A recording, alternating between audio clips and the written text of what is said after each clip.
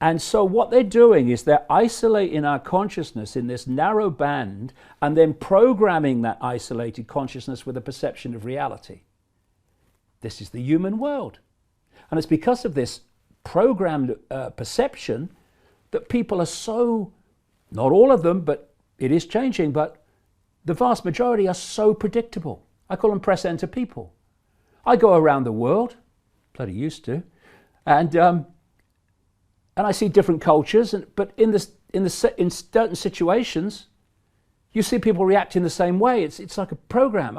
It is a software program. But this here, there's a vortex here, which they call it in the East a chakra, wheel of light, because actually on an energetic level, that's what it looks like.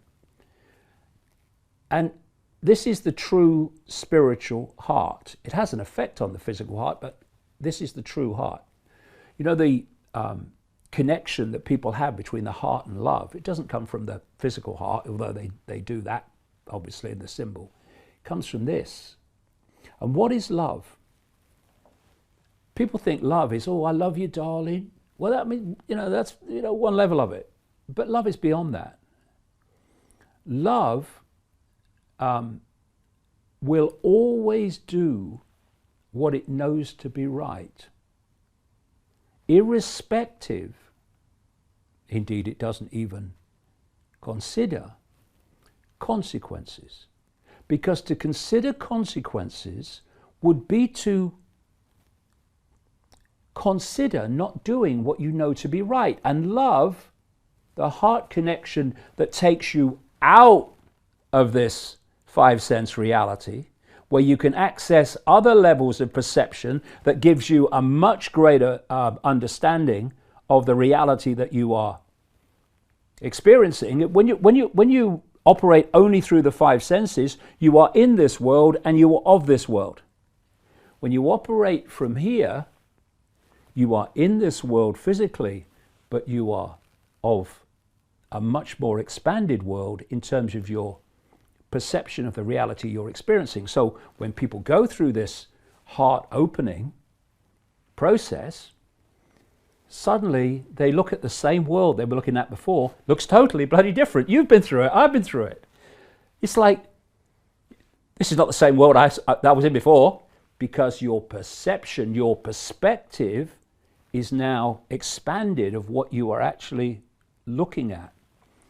And so love is the answer, David. Yeah, when you open this, it's not just, like I say, love in the sense of people perceive love, which has been totally, love has been totally discredited in that sense.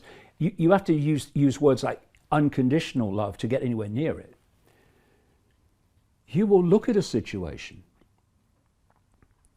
and you will say, what do I know to be right here? And you do it. There's no, but what are the consequences for me? Because to ask that question would be to consider not doing what you know to be right. And love, in its true sense, would never do that.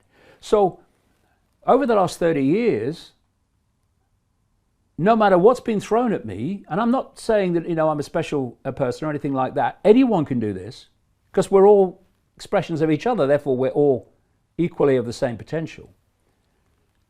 I haven't looked at a situation and thought, well, I'm going to get abuse if I say this. I'm going to get ridicule if I say this. Because this says, do you believe it's right to say what you're saying, to write what you're writing? Yes. Well, do it then. And so when we look at the situation that we face now, this would not go through a process of what are the consequences for me.